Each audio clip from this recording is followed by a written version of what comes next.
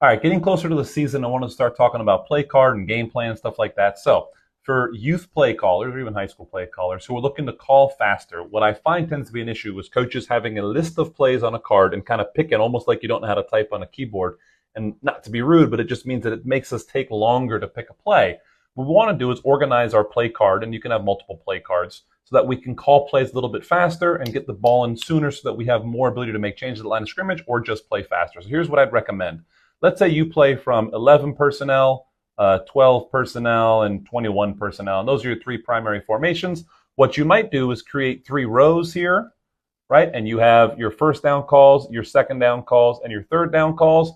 What you have is you're going to have mostly first down calls because that's the down you're going to get most often.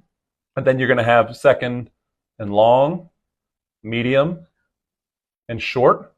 And then you would do the same thing for third down calls, right? So all you have to do is if you call 11 personnel, just what are the first down calls you like? Have your second down calls ready based on what happens after the first down call. And then you have your third down call ready based on what happens after the second down call. All you have to do is read left to right.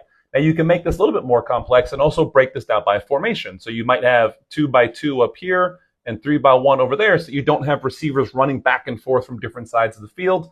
That way the 3 receivers on the right and 3 by 1 are still on the right on the second play and the third play. And this is just a way to speed up operation. Now you can do the same thing for 12 personnel across long, medium, and short. Same thing down here for what's happening above. And now you can do this multiple times. So you might now create another set of plays off of 11, 12, and 13 personnel, whatever the set is. But it just means that instead of us looking at a chart of plays that's just a rectangle of our plays organized by run and pass, it's organized by personnel, formation, and down and distance. And that allows us to just read left to right. And it's a faster, easier way for us to think. If you do have your main play card on one side, on the back side, you might have your play call sheet, which is, your down and distance sheet. And that gives you a very logical way to read through. Now, you can do this to play faster if you want to get into a hurry up.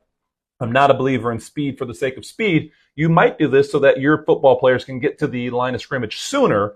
Therefore, you have more time to make audibles, checks, and you might have underneath here, what are some of your audibles and checks versus certain situations? If we're getting blitz, do this. If we're getting cover 3 instead of 4, do that. Whatever the deal is. So you can then play with this as you need so that you have your checks built into this chart.